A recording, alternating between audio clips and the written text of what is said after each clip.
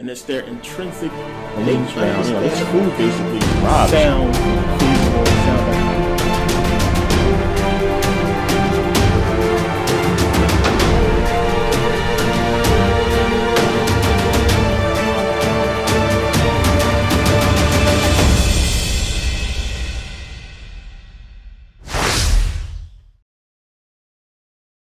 into Kemet to learn. Remember, the Greeks came, the Romans came. They tell you themselves that they came and they got their knowledge from Greece. We know Thales. We know a lot of Greek philosophers, Aristotle and all these people came into Kemet.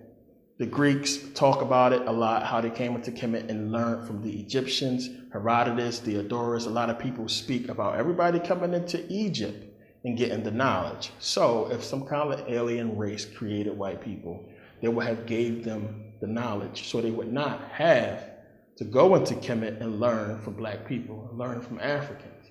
Now, it's one thing to be technologically advanced, but spiritually advanced is totally different. And that's what they needed to get from Kemet was the spirituality, the teachings, and that's going to be more clear as we go along.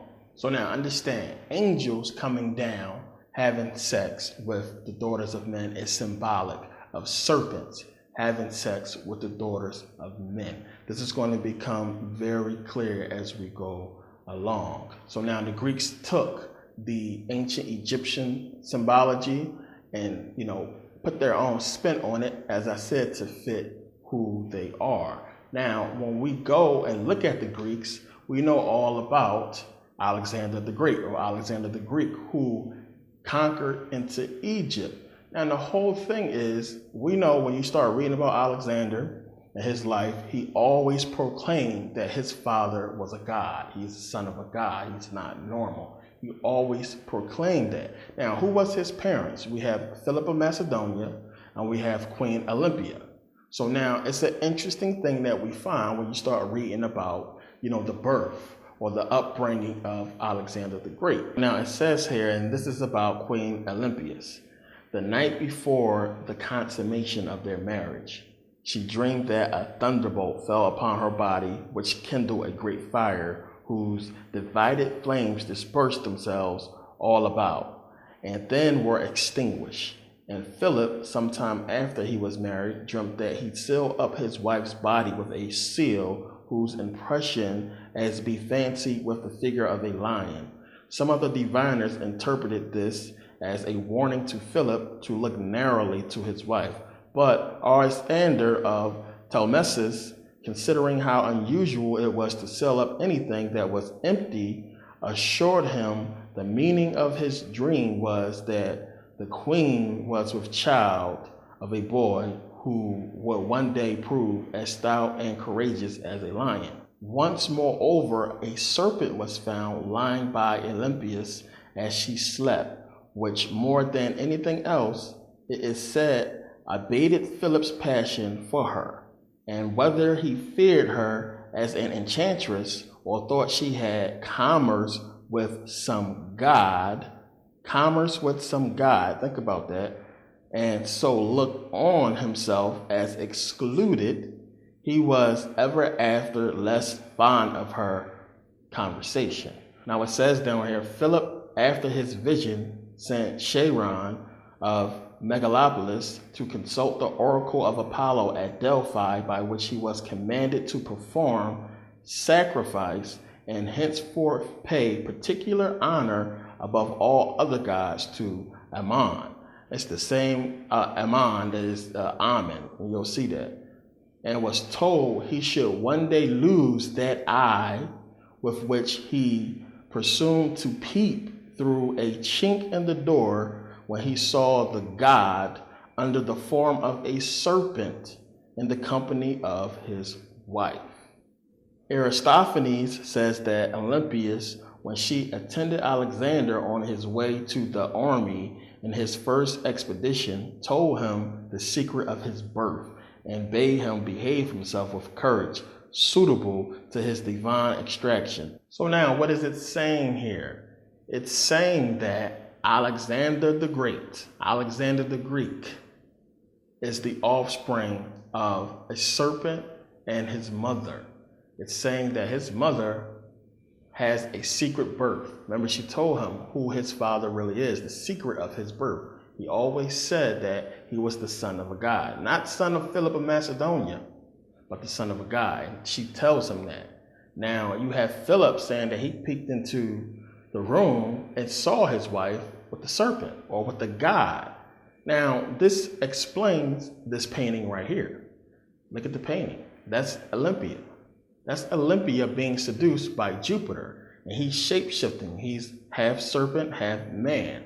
Now look at the door. You see Philip of Macedonia peeking in and seeing the serpent, as it was saying in the story, that he looked in and he's seeing his wife with a serpent. He said, or doing commerce with the god. So it's saying that these serpents are gods. And here you have the depiction of Alexander the Greek, or the Greek, having sex, his mother having sex with this serpent and creating him. That is the story. So it's basically saying that Alexander was basically a reptilian. He's a shapeshifter. He was born to Olympias and Philip of Macedonia, but his father really was Jupiter. Now, remember, it said that Philip of Macedonia had to make a sacrifice to Ammon. Now, understand, this Ammon is the same as Ammon. He had to make this sacrifice because he was peeking in at his wife with this serpent god. So Ammon is the same as Ammon. The Greeks just basically took the Egyptian god Ammon and created this Jupiter Ammon. Here's a depiction of Jupiter Ammon here. It's the same thing. So remember, Nymph was assimilated by Ammon, and then Nymph also corresponds with the Greek god Agatha's daemon. It's all the same being, all the same god. They just basically took Egyptian mythology and switched the names and switched everything to fit who they are, which, as we can see, is these serpents. That's what it's trying to tell you, but it's more to the story. So now understand the symbology of women with snakes. I know people can't wrap their head around that. Well, how does that work? A woman having sex with a snake. But that symbology is all over the ancient world. You see women being seduced by snakes, women and snakes everywhere. Now, Bram Stoker wrote a book called Lair of the White Worm. Now, a man named, Ken Russell turned it into a horrible movie. I think it was like 1988. Now, Lair of the White Worm says worm, but really it's a serpent. It's about a serpent, this white serpent. Now, the depictions in this movie tells you everything. It's so much they give away in that movie. It's a horrible movie. Now, it has Jesus on the cross with the serpent, just like I was speaking about before. There's also the symbology of these Romans, these half serpent, half men Roman soldiers raping nuns in the movie. You see them, they take the nuns and they rape them. That is symbology. Now, in the movie is a woman named Eve. Now, Eve is being tricked and seduced by this one serpent woman to be a sacrifice to the serpent at the end. It's the symbology of the Bible. Eve is seduced by the serpent. Now, what it's trying to tell you when you start putting everything together, when the serpent seducing Eve is symbolic of the serpent having sex with Eve. What did Eve do? She passed the fruit to man, or she passed the seed to man. She infected man after she was infected by the serpent, and she passed it on and passed it down the bloodline. So you have this pure bloodline in the first creation that is untouched, and then you have this serpent sort of bloodline that has been tainted or tricked by the serpent, and that's what it's trying to put out. This is the parable here. It's all going to come together when you start to see, but this is what it's talking about. It's a whole parable that is so many things out there when you can't, it's inescapable. That's why I tell you, when people tell you that you're crazy or you're looking into stuff stupid, they don't do no research. This stuff is all throughout the ancient world. It is inescapable. So now we also know that this serpent symbology is all throughout Kemet. It's everywhere. We know the Egyptians wear the urea, which is symbolized by a cobra or a serpent. Now, this serpent represents Wajet, who is the Egyptian goddess of justice, protector of royalty, protector of women in childbirth. She rules Lower Egypt. Now, when you see the other or the double urea, That is Nekbet, who is symbolized by the vulture, which basically means that, it symbolizes the rule of Upper Egypt. So now, when you look at ancient Egyptian mythology, it is said that Isis formed the urea from the dust of the ground and the saliva of the sun god. So you can see where they use Egyptian mythology, spin it, give us these bullshit Bible stories, or spin it into Greek mythology. This is where this stuff comes from. It all goes back to ancient Egypt. Now, you have Wadjet, who is basically celebrated on December 25th. She's celebrated during the summer solstice, March 14th, April 21st. Different days that she is celebrated. This is Wadjet. This is where it comes from, the urea, the serpent. Now we can see that this symbology was around before 3100 BCE, where they had serpent symbology. It's all over the ancient world. As I said before, you can't escape it. You're going to find it everywhere. Now, as I keep showing you, the Greeks copied everything. They copied Wadjet and created Buto. Now, Buto is also a village in the Nile Delta where they worship a giant monolith of Wadjet. Wadjet or Buto is also associated with the Greek goddess Leto, who is the goddess of motherhood. Now, the Romans copied that and gave you Latana or Latona, who is also the goddess of motherhood. So we can see where, you always find Greek mythology and Roman mythology go hand in hand. The Greeks copy from Egypt, and then the Romans copy from the Greeks, and they just change the names. Everybody just changed the names, but it all corresponds back to ancient Kemet, where they get it from. So now understand, we know that Heraklion existed. It was a port in Egypt where they did trade. They traded with the Ionians, the Athenians or Greeks, the Romans, people from all over. The Egyptians traded with everybody, so we know that they was coming in there and that the relationships at some point had to be good. They had to be doing good with the Greeks because the Greeks, they somehow knew the Egyptian language because they was coming in there learning. But something happened. Something changed at some point because we find in history that everything at one point had to be going okay, for trade to be going on, for the big city of Heraklion to exist. And everything, commerce-wise, business-wise was doing good. The Egyptians was teaching, everything was fine, and something happened. So now we know the Persians would basically invade Egypt around 525 BC. Now, the Egyptians would try to get help from the Athenians to help them fight against the Persians, and the Athenians came to their aid. Now, this also shows that the relationship between the two had to be good for them to come to the aid of the Egyptians, but it wasn't enough. We know that the Persians still defeated them. Now, the Egyptians will also try to do a deal with the Spartans. Now, they tried to hire the Spartans to come help them fight the Persians in exchange for a ship full of wheat. But the Persians took the ship and basically still conquered the Egyptians. So we can see here that, something was going on with the Egyptians and the Greeks to where everything was cool until the Persians came and messed everything up. And then we know that Alexander would eventually amass this huge army, and he would come in and basically defeat the Persians and, rule Egypt. Now, the Egyptians would, of course, think that, well, wait a minute, we cool with the Greeks, everything was fine, we was trading, everything was cool until these Persians came. So they would think that the Greeks would basically come and give them back, their independence, give them back their land, everything that they lost. But of course, that did not happen. So now when you go into Kemet, you see the hieroglyphics of, who's supposed to be Alexander the Greek and Kemet, when he took over. So now, what is this whole thing all about? You got Alexander the Great, who is supposed to be this reptilian. When you get into the symbology of it, you have the Egyptians themselves showing all this serpent symbology. It's all over the place. You got reptilian figures. This stuff is everywhere. It is all throughout the ancient world. What is going on? It's something that people have missed and people don't understand because it's scary to go this far. When you get to a point where stuff starts seeming out of this world, for real, I'm not talking about mythology, when you start seeing this stuff for real, it gets creepy, and I see why people leave it alone. People get away from it, and they try to jump on something else. But you can't escape this if you're trying to figure out the truth, because it's there.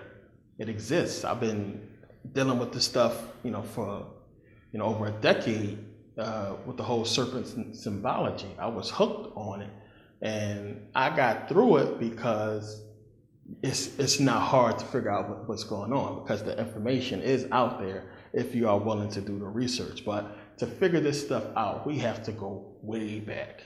I'm talking about before ancient Egypt. I'm talking about way before men ever existed. I keep telling you, I keep saying, you cannot get a man without a woman. Now, the reason why I keep bringing this up, because if you be real with yourself, if you stop being, egotistical, if you be real with yourself, then you know that a man cannot exist without a woman, period. There's no way around that. There's no way around it. So man and woman wasn't created at the same time. Woman had to be created first, because a man cannot exist without a woman. So no matter how you slice it, no matter what you want to say, you can't get man without a woman, period. So common sense should tell you that women had to be here first. They had to be on this planet first. So when you start going way back before ancient Egypt, what do you think we find? We find women, nothing but women. And then after that, we find matriarchal societies ruled by women. This is something that scares the hell out of them, and this is deep. They do not want to get into this. This is the biggest cover-up, one of the biggest cover-ups in human history, and it has been covered up so well because even the most, choir boy, church boy, the most innocent person, innocent man on the planet, unbeknownst to himself, helps in this whole deception of women being, less than man when man comes from woman. We all aid in it. We all buy into it. And they have done so well with it. They have gotten women to just refer to themselves as just a little old lady, just a housewife, beneath the man, when she is the creator of men. They have made women just think that they are, you are supposed to be this way when you are the creator. Understand, if women ever woke up and realized who they are, and more than that, what they can do and the power that they hold, they know that they would lose everything. Now, they fear that so much that they put in the Bible that man came first. And they convinced a bunch of grown-ass men and women who's supposed to have common sense that a woman came from the rib of a damn man. Convince people of that shit. You got people walking around believing the Adam and Eve story, which is a symbolic story as we just went through. This is the biggest cover-up, bigger than anything when you start going back, and it's everywhere as I'm about to get into it, and a lot of people can't fathom what archaeologists and researchers have discovered about this planet being inhabited by nothing but women for a long time before a man came onto the scene. So now, when you start doing your research, we are led to believe by these books that, 9,000 years ago, the world was in a state of war, that the world was more like, Lord of the Rings or Game of Thrones, where people lived behind, kings and rulers who protected them, who built these walls, these forts around their kingdoms to protect the people from being pillaged and raped and killed, by barbarians or what have you.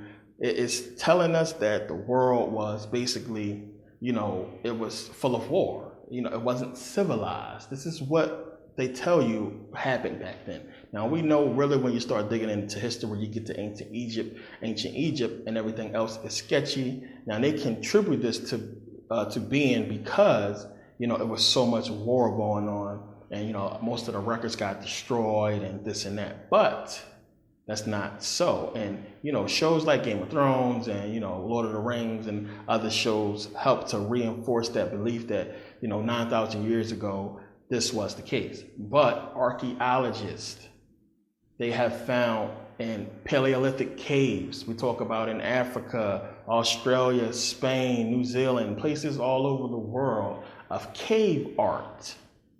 Ancient cave art. We're talking about going back 10,000 BCE, longer than 9,000, of, depictions of peace, animals.